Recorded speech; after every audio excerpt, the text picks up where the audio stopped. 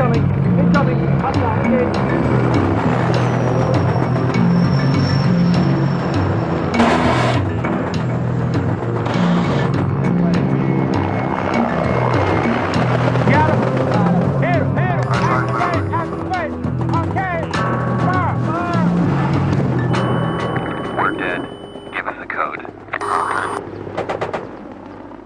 This is the OPFOR War Games base at Fort Polk, Louisiana, USA. OPFOR stands for Opposing Force, an exercise unit that puts 50,000 soldiers through their paces every year. The men who train at Fort Polk are called the Blue Force. Their challenge is to survive 21 days of the most realistic combat scenarios that instructors can throw at them. 3 solid weeks in the field, facing an unpredictable adversary across unknown terrain. Every gun on the battlefield is fitted with a sensor to register hits. Laser tagging for professionals. This is the miles gear, and every soldier have the miles gear on. They also have it on their helmets. And every weapon system has a laser on it. When the soldier is successfully engaged by some sort of a weapon system, then his miles will go off in a tone.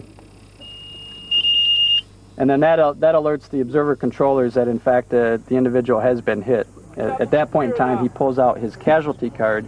The casualty card may say that he was killed in action, and in other cases, it may say that he was wounded, and then how he was wounded. Then that gives the medical folks a training aspect so that they can use that in their own training as we conduct the medical evacuation off the battlefield.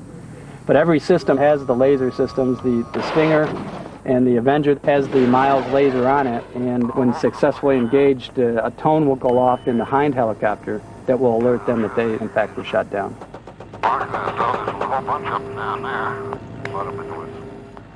The airborne enemy the trainees will face are named Red Force, a team of OPFOR instructors, masters of the tactics and technologies of the armed forces of the former Soviet Union. We're being brought in to repel the aggressors, the blue aggressors, those running dogs. So we will come in and come in hard, low, fast, and hit the targets, and as quickly and as hard as we can do it.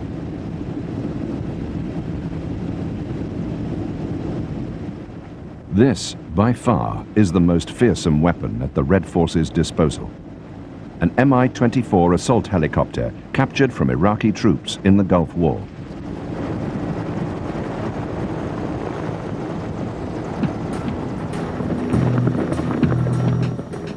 At the height of the Cold War, it was codenamed Hind by NATO planners. Thousands of these gunship transporters were built to destroy Allied tanks on the battlefields of Europe in World War III. Instead, it has seen combat in countless wars and conflicts across the Third World. Ironically, it now serves as a teaching instrument for the army it was built to destroy. Most of these gunners, it's the first time they've seen a Hind. They've seen an Apache, and they know how the Apache attack helicopter works. But this is Hind. It's something different. You know, this thing is going to take a good attack run. It's going to start coming screaming at you, and all of a sudden it break out of the trees, and there it is, and it's shooting the missiles, and it's shooting its machine guns, and then it's gone. The Hind pilots fly in the most heavily armored helicopter gunship the world has ever seen. They're protected by a titanium strongbox of a cockpit, built to withstand point-blank hits from 37mm anti-aircraft shells. The windscreens themselves are bulletproof.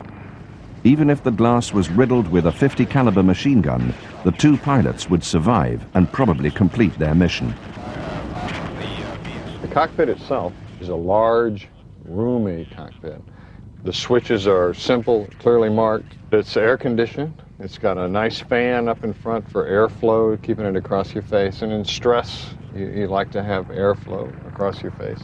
It's overpressurized, and it's chemically and biologically filtered air, so you're in a safe environment till you have holes knocked in it. So it's quite a large, comfortable cockpit.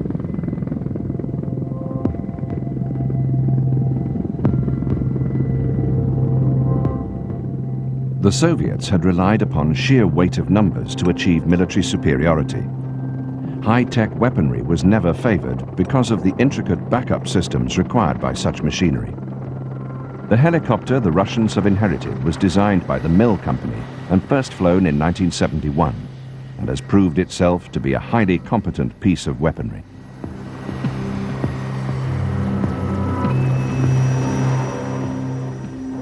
Nearly 2 times larger than America's Apache gunship, the Hind has no real Western counterpart. Soviet military doctrine had combined the speed of an attack helicopter with the size of a transporter. The result was a hybrid larger than most World War II bombers, and at 340 kilometers per hour, the fastest military chopper ever made.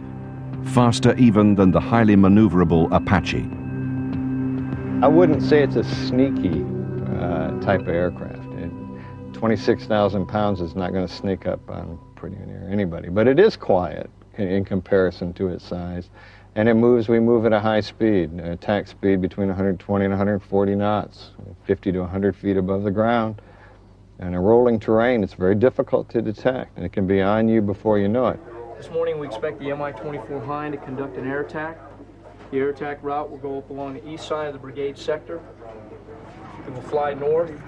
Proposed targets at mark point 706, 705, 704, and the brigade supply area. On this training exercise, the soldiers of the 25th Infantry Division face a difficult job. Plunged deep into enemy territory, they must hold a riverbed running through their sector of the map. Along the way, they'll be subjected to ambush and attack by helicopter-borne Reds. The Hind pilots will not fly alone. Included in the Red Force are Mi-17 Hiplite and Mi-8 attack helicopters. To defend against these threats, each platoon has its own Avenger team. A Humvee fitted with Mach 2 Stinger surface-to-air missiles.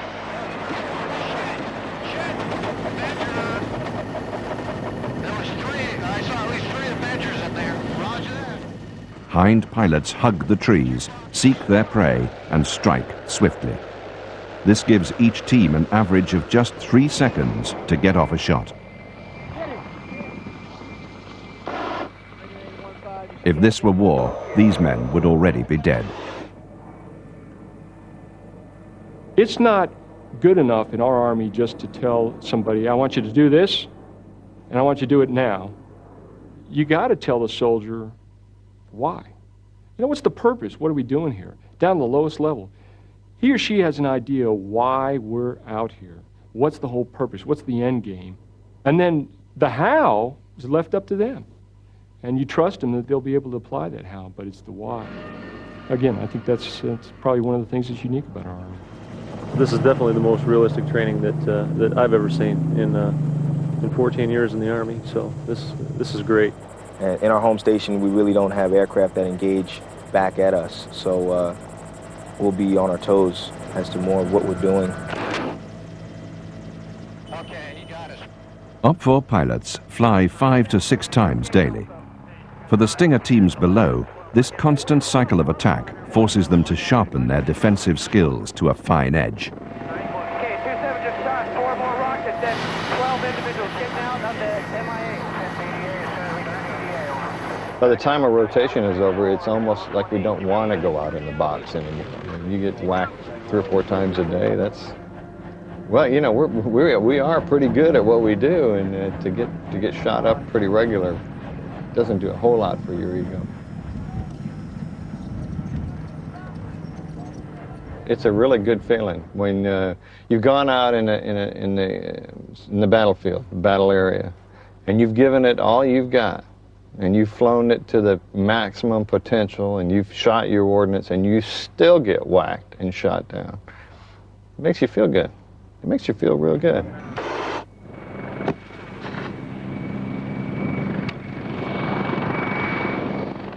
The Hind is adept at training the soldier of tomorrow. Though for thousands of such machines, their past is anything but a bloodless affair. I don't know about this one, but you know, you do wonder who sat in here, and you wonder where they are now, what they're doing now. Would they be surprised if they knew that what the aircraft was doing now? A lot of legacy to a piece of equipment like this that we're not even aware of. You wonder, you wonder.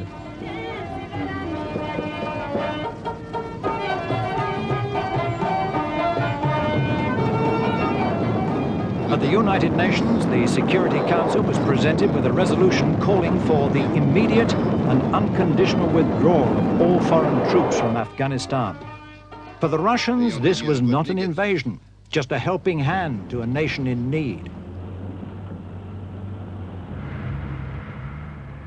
In December 1979, 2 Soviet divisions entered Afghanistan. The communist puppet state installed by Moscow was under siege from the 7 Islamic tribes of the Mujahideen. The Afghans were incensed by a communist-imposed ideology that denied the existence of Allah.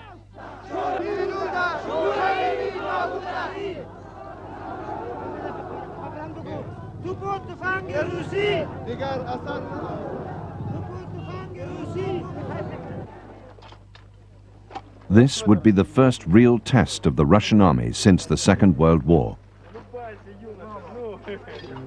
Suddenly seeing all these young conscripts out on the airbase, and they were all 18, 19, 20 years old. They were all trying to grow mustaches. And in a sense, this is like Vietnam déjà vu. In the early years, the Afghanistan war was left unreported in the Soviet-controlled media. In the early 80s, if you thumbed through magazines and newspapers that were covering the war in Afghanistan, basically you get an impression that Soviet soldiers in Afghanistan were raising flowers or picking flowers, or constructing schools or kindergartens, and nothing else. We were briefed by the colonel who still had the Afghanistan dust on his shoulders. He told us, guys, I don't care what the hell did they tell you in Moscow. Now, let's talk about real situation.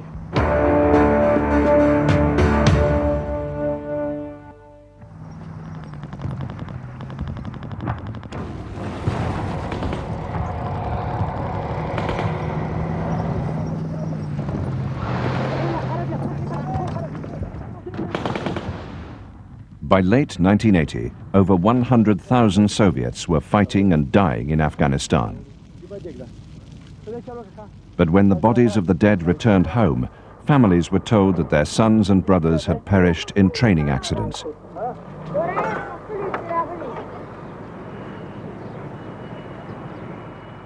Throughout the war, the Soviets held Afghanistan's few cities, while the Mujahideen guerrilla army controlled the surrounding countryside.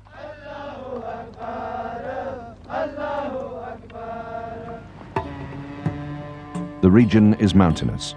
Much of the country sits above 3,000 meters. In attempts to project power beyond the cities, the Soviets scattered fire bases across the land.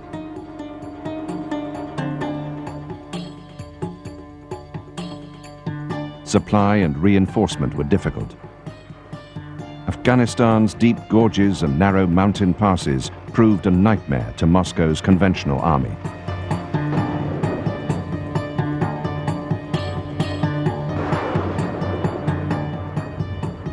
Soviet convoys found themselves under constant threat of sudden ambush by an enemy that was as elusive as it was destructive.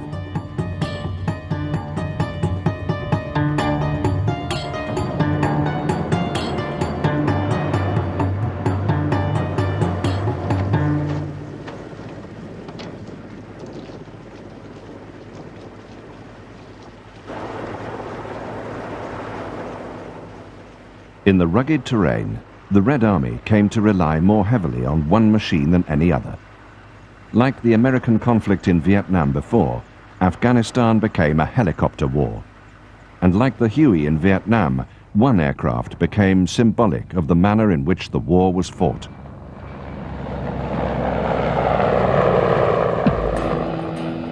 The Hind is powered by twin-turbine 2,200 horsepower engines. Its combat range is almost 800 kilometers. The gunner sits in the front seat and the pilot in the rear. The transport compartment can carry 8 troopers, but is more often used to store extra ordnance. The stub wings add 25% more lift in high-speed flight, reduce the chopper's turning radius, and can be hung with 4 32-shot rocket pods. In front, the Hind wields a 4-barreled 12.7mm Gatling gun.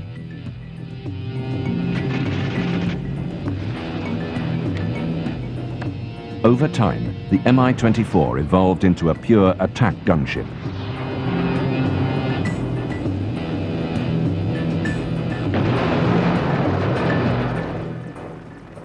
It seldom carried troops except in an emergency, and it was usually left to Mi-17s and Mi-8s to evacuate soldiers from the ground. You are in trouble, and if he's not getting you out of there, that's the end of it. And even when you're on board, you just hold your breath and count all along seconds before you feel that the altitude and probably the distance is long enough so you can slowly exhale and relax. In many ways, the Mi-24 was a product of the American debacle in Vietnam. US Army studies following the war in Southeast Asia concluded that America's Huey helicopter was both underpowered and extremely vulnerable to enemy fire. In the early 1970s, Soviet designers sifted through these studies and learned from their conclusions. The result is an exceptionally fast machine that is nearly impervious to .50 caliber machine gun fire. And that was really something dreadful. And then you will fire on it, and it will have no effect. You could see that sparking of hitting it and getting the sparks, and still it will come at you. I literally loved it because more than once it saved my life, and it was hit with the bullets and shells all around, and still, well, it carried my body back to the base.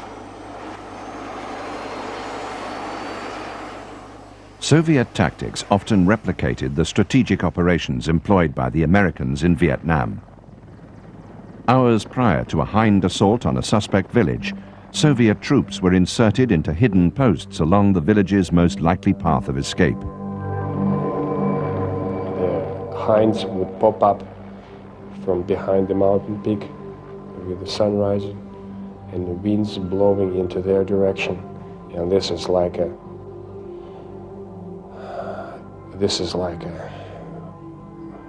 here comes the nightmare.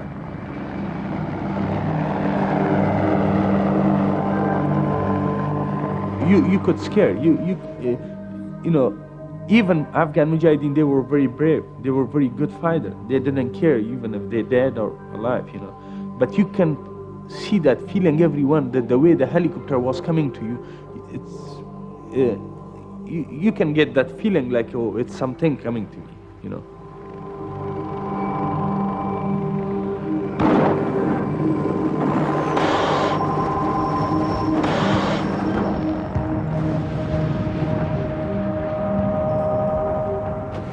When they fled from the incoming choppers, the Afghans were ambushed as they stumbled headlong into the Red Army paratroopers lying in wait.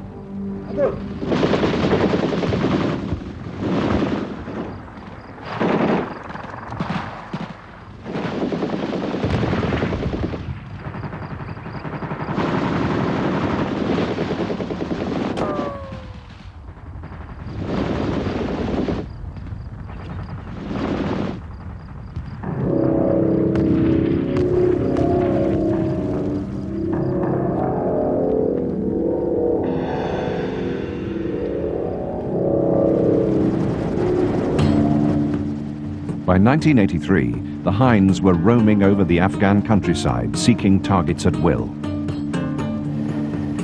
Soviet pilots named themselves the Grey Wolves, while the guerrillas below christened them the Garbak, or the Spectres. We were told that we had free hunting, that we should go off and shoot any people not using official roads.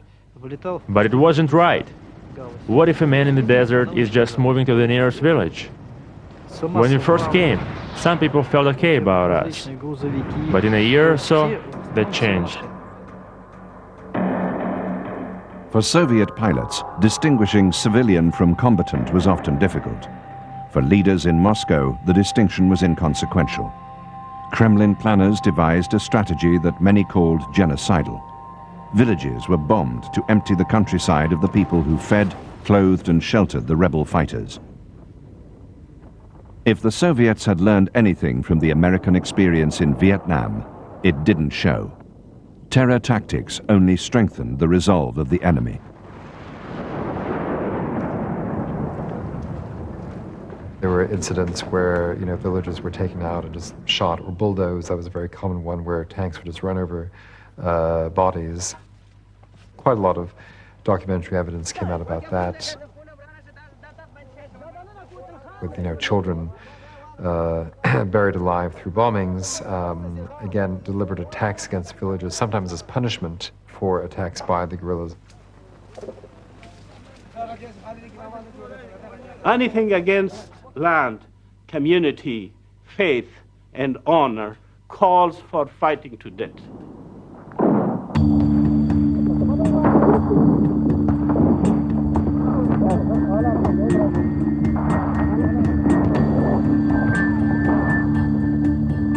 It is in the character of every Afghan, just to fight. And from the beginning, I had some friends here in the state, I told them that the Afghans will fight to the last man. And they did, and I was not wrong. The Afghans simply became more determined in the face of escalating violence. The Afghans could travel on bread and tea, and could travel for days, weeks, even months on this, very basic form of nutrition, and just seemed to have this extraordinary resilience for living on very, very little. For the Soviet troops, the resilience of their helicopter comrades was fast becoming legendary. Experience, like what do they experience when we were covering our heads under the fire and those guys just sitting in this without anything they can do to protect themselves.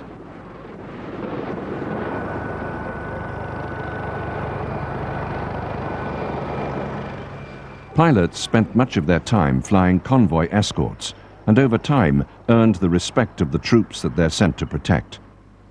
Their strongest bond was with the heli-borne troops they would carry into battle.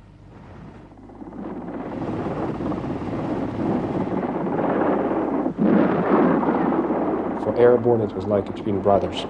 And I especially respected that they never used their chutes when they were flying us for sorties. So if push comes to shove, we were in the same boat, and they would not take any extra chances to save themselves or to leave us, to drop us in the deep shit alone. Hind pilots often flew on what they called roadrunner missions. In order to present as brief a target as possible, they'd spend much of their time flying just above the ground, as small arms fire posed little danger to the thickly armored chopper. But by 1984, the Mujahideen had learned a new trick. They took a weapon designed to penetrate the thick armor of Soviet tanks and directed it skywards.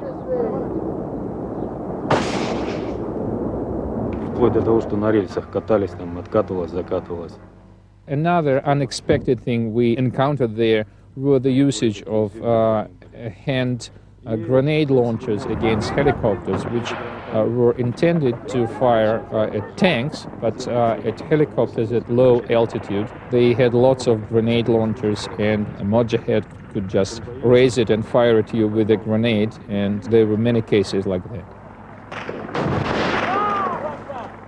You see, the helicopters will come high. If you fire it like this, the blast will kill you or at least injure you.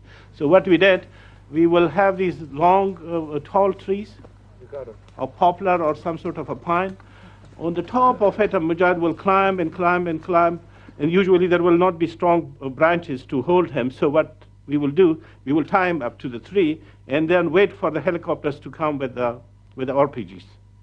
And there have been cases that we shot the Hinds with the RPGs. Over time, the Mujahideen, like the Viet Cong before them, learned that pilots notice field movement. Running from incoming helicopters was suicidal.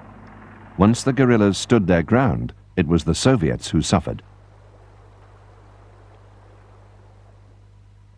Hind pilot Valery Burkov entered combat in Afghanistan just 2 months after his father died flying an Mi-24 mission. Another Mi-24 was shot down, and my father decided to land his chopper and try and save the downed crew. But when he was coming in, his Hind too was hit in the fuel tank. So the helicopter exploded and started to burn.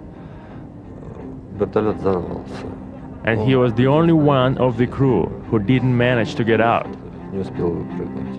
He burned up in the machine.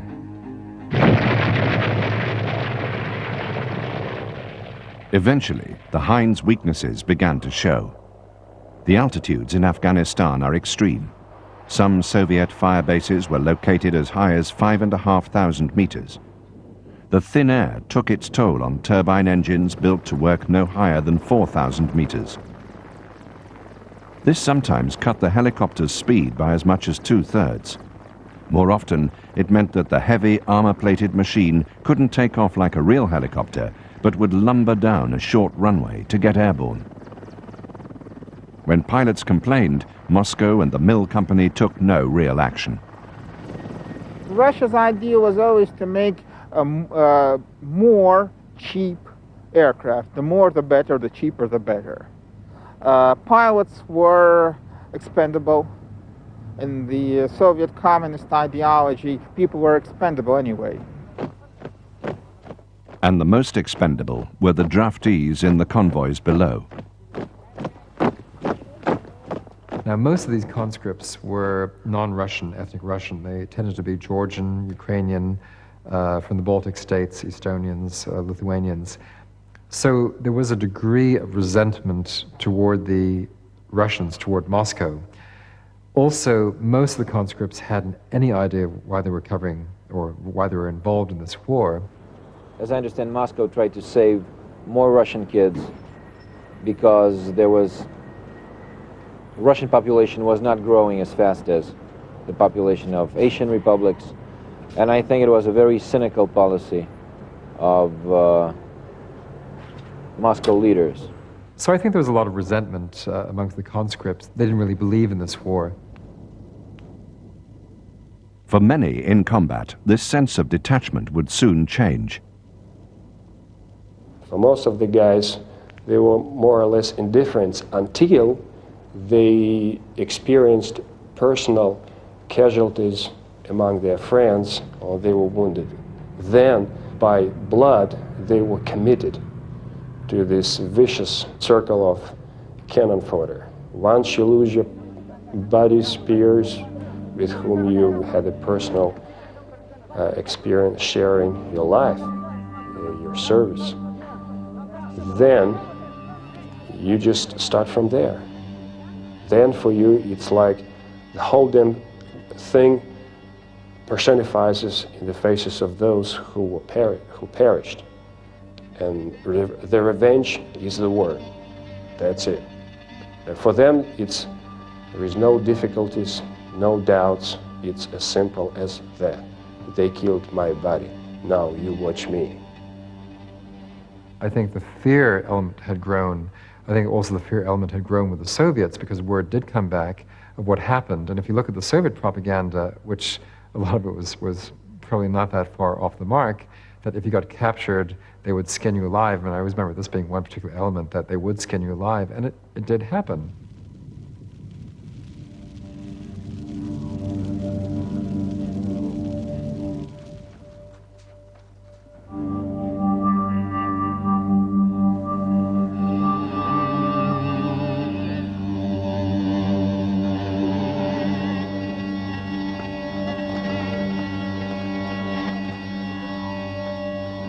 it was not a very nice war. And, you know, I talked a great deal with both Soviet prisoners and Afghans themselves. And I usually carried a copy of the Geneva Conventions, a cartoon book in my pocket to try and explain to the Afghans that, you know, they should not kill prisoners. This was not part of the game. And most Afghans really couldn't see the logic in this. They said, well, you know, if we keep prisoners, we have to feed them, and they're bombing us, they're killing us, so why should we keep them alive? You know, which, you know, was their point of view, and probably from their point of view also, you know, justified if they'd lost loved ones.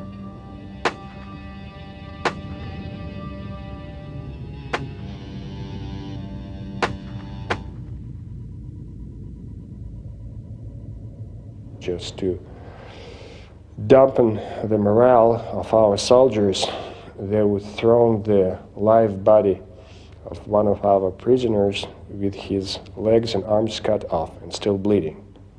And as soon as the column stops and the guys would check out what the hell is going on, they would put it like in the big box from missiles, and it is open.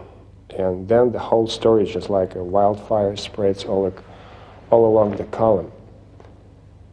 And you just can look at the faces of the young soldiers, how they turn pale, and some of them just tremble. And it's hard to measure to what extent it affects the combat readiness, but usually, well, I believe you understand what I'm talking about. It just fortified the views of those who spent some time there. It gave them ugly justification for atrocities on our side. So for us it was very simple. When we dealt with the POWs, we would have only very limited options. He cooperates with us. If he doesn't want, he will be wasted on the spot. That's it. Nothing fancy.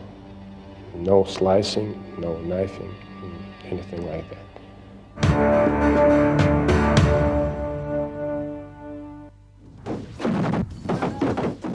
With each passing month, combat in Afghanistan was turning ever more savage. By 1986, even the children of the Mujahideen were fighting the Soviets. Such conflicts had no respect for age. Unlike the Hind, most Soviet helicopters flew without heavy armor and bulletproof glass. One of our medevac helicopters was shot down by a teenager, and after he was killed, it turned out that he was no elder than probably 13 or 12 years old. When he shot the pilot, a bullet struck him right between his eyes from probably around 250 yards. And he had enough guts to shoot from such a close range and to take all.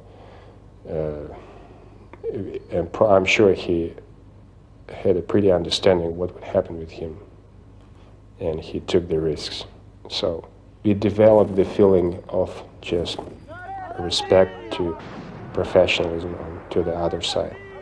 By 1986, the CIA was supplying the rebels with the Stinger missile. Capable of hitting a moving target 5 kilometers away, it represented a massive threat.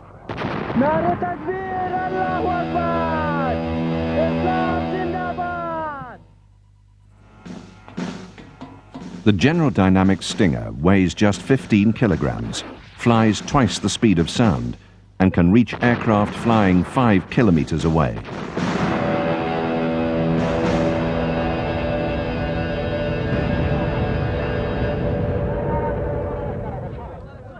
There was a perception in the CIA that the rebels were not technologically advanced enough to utilize such a weapon.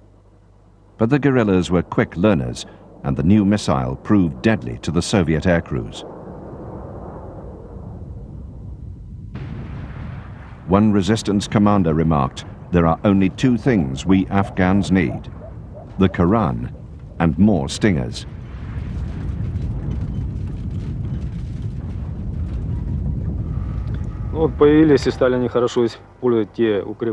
Well, you see, the basis for 10 years of war didn't change, and we used one and the same basis. So, however you would change the routes leading out of the base and back to the base, the directions were still the same. So Mujahids built up fortified positions in the mountains on the general directions of our approach to the airfields and our routes leaving the airfields. And especially when they got stingers, they had people literally sitting with stingers, and if not in a day, then in a month, at this particular point, an aircraft would appear and would be shot at. The most dangerous time was around 1986. We lost a third of our men and a half of all our helicopters. Most of the guys lost were in Mi-8 because they are most vulnerable during landings and takeoffs in enemy territory.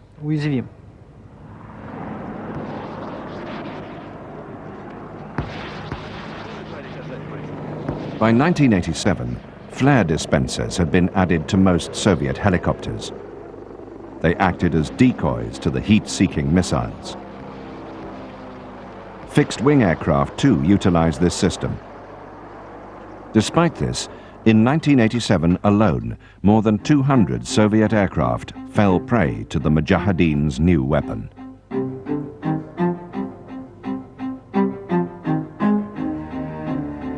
Almost on a daily basis, they would have a glass of vodka filled up with a piece of bread and a candle, and it would be like a funeral or faraway party for somebody else who was shot.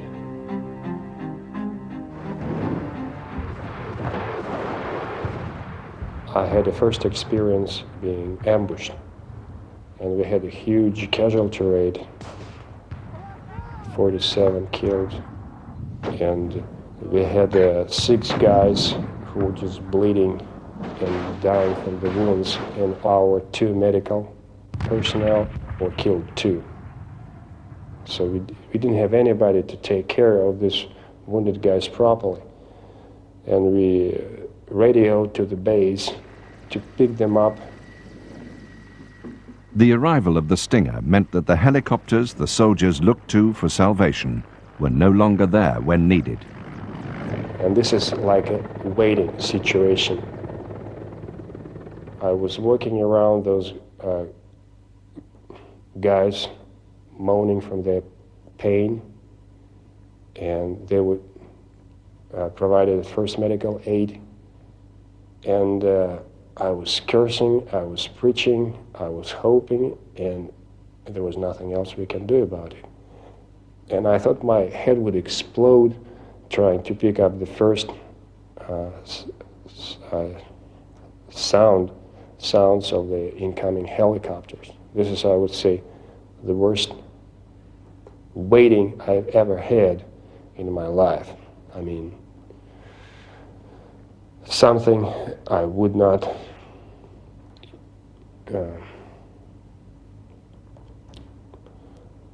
I wouldn't like to have anybody get through.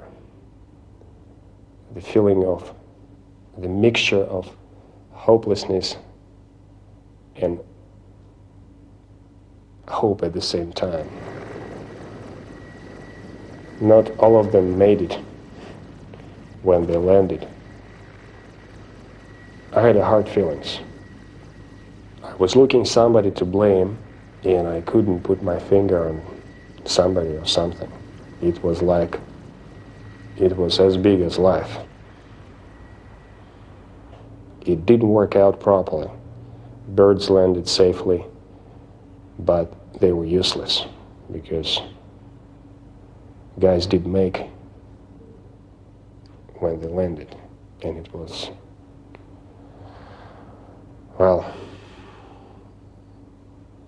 everything has to be wonderful and happy, and not bloody and stupid, but and sometimes you pretend that you can make wonders, but sometimes you realize that you can't do it.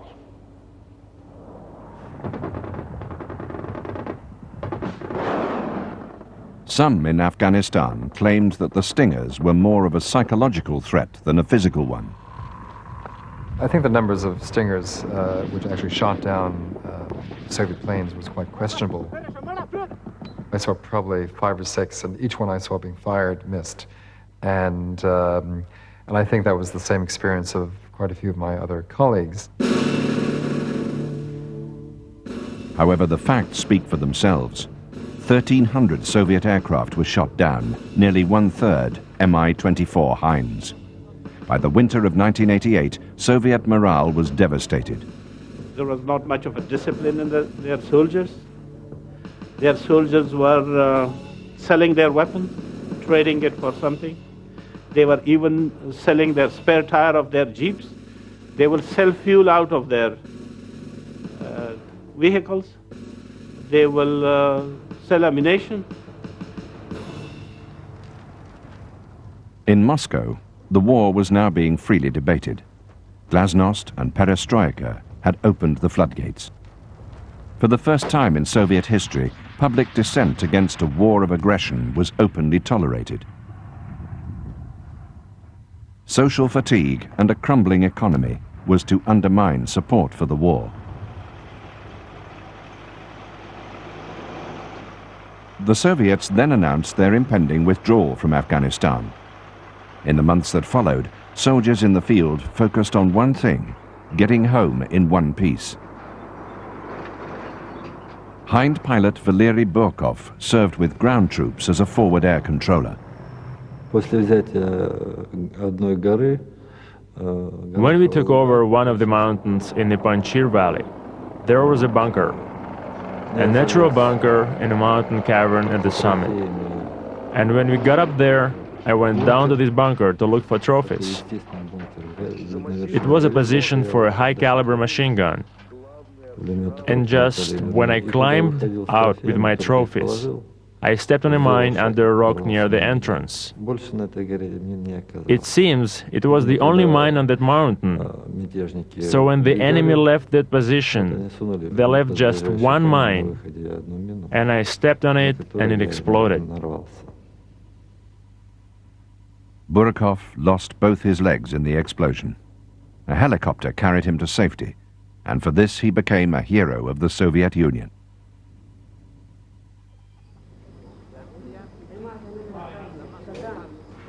The Soviet Union has made a commitment to withdraw completely its forces from Afghanistan no later than February 15, 1989. There is no reason why they should not meet this obligation, and we expect the Soviets to honor the obligations they undertook in signing the Geneva Accords. There is no evidence that they will not do this.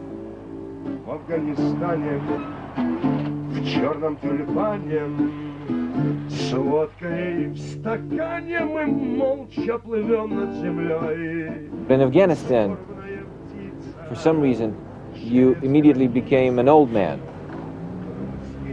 just right after you were a youth. I've seen eyes on young faces, eyes that should belong to very old people, 80 years old, 90 years old. Those kids, what they saw in Afghanistan was beyond normal human experience. And this was reflected in their eyes. It's like, we made it. It's like, from now on, it's R&R till the end of my life. Nothing will be as bad as it was. That's it. Today, a small unit of guardsmen was marched onto the runway of Kabul airport. We were excited that we made it, we were there, we made it, and now we're back home, period. I mean, nothing to worry about.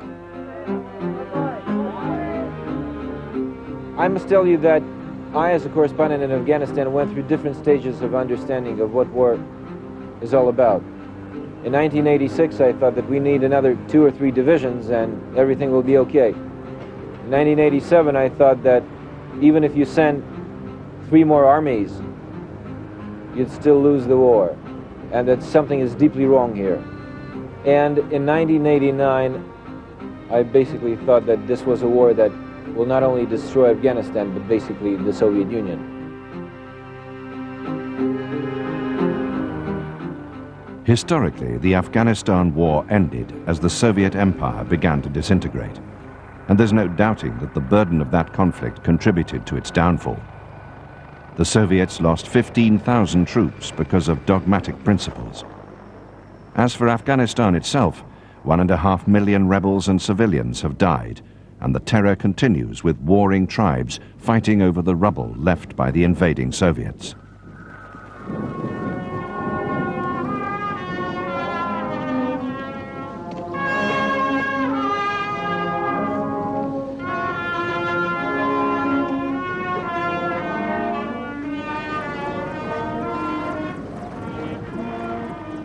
For me, the Hind is a symbol of our Afghan experience. For me, it signifies, like an accumulated force, all the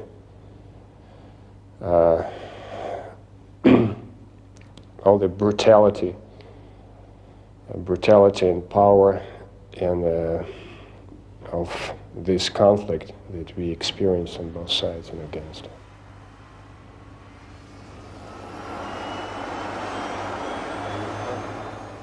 The Red Army and the empire that this weapon was built to serve no longer exists. It's ironic that the system the helicopter now operates under is as run down as the helicopter itself. There is a final irony. Because of the lack of fuel in Russia, the average Russian Federation pilot flies just once a month, making the Hind pilots of the Louisiana OPFOR unit the most active Mi-24 unit in the world.